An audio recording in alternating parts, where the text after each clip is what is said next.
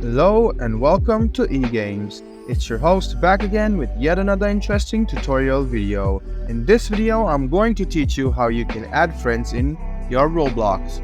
So go ahead and open your Roblox, and as you can see, there's an add friends section on the top. Go ahead and search for the friend you want to add.